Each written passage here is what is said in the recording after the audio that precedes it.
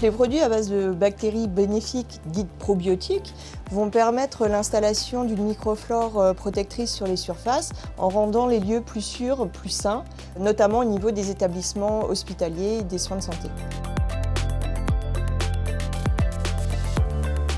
Donc nos bactéries sont des bactéries sporulées qui vont être appliquées sur les surfaces et quand les conditions leur sont favorables, en conditions de température, d'hygrométrie mais également de milieu, elles vont se réveiller. C'est ce qu'on appelle le processus de germination.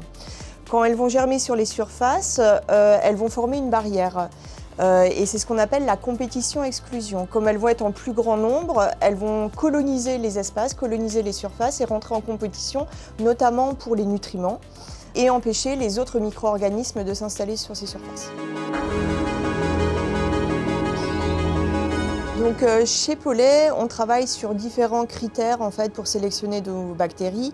Le premier, ce sont des critères sécuritaires, donc où on doit répondre à des cahiers des charges, des exigences très spécifiques au niveau réglementaire afin que nos bactéries soient les plus sûres possibles. Et ensuite, on a des exigences au niveau de la performance des souches, donc l'évaluation de la performance qu'on fait via des tests de screening. Cette performance, elle doit se faire au niveau des caractéristiques enzymatiques et des caractéristiques de taux de croissance à température ambiante. On fait pas mal de tests au niveau de ce qu'on appelle des vitesses de croissance, des taux de croissance qu'on optimise pour sélectionner les meilleurs candidats qui arrivent à coloniser les surfaces à température ambiante. Parce que nos produits sont appliqués à température ambiante, on sait que les bactéries, en tout cas celles qu'on utilise, préfèrent les températures à 30-37, mais nous on les sélectionne pour qu'elles puissent se développer à température ambiante. Ce qu'on fait, c'est qu'on fait des tests avec des boîtes de pétri, donc des boîtes de pétri type Rodac, en fait ce sont des géloses de prélèvement qui vont nous permettre de regarder des avant-après. Donc sur différents types de surfaces, dans différents types de conditions. Et on regarde le développement de flore environnementale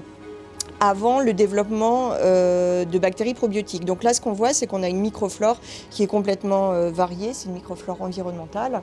Et ensuite, on applique les produits probiotiques et on refait le même test. Et on regarde l'installation de la microflore probiotique sur les surfaces.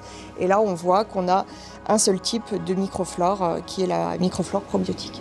Ce qu'on voit en fait via ces tests-là, c'est grâce au nettoyant probiotique Polvita notamment, on installe vraiment une microflore protectrice probiotique sur les surfaces.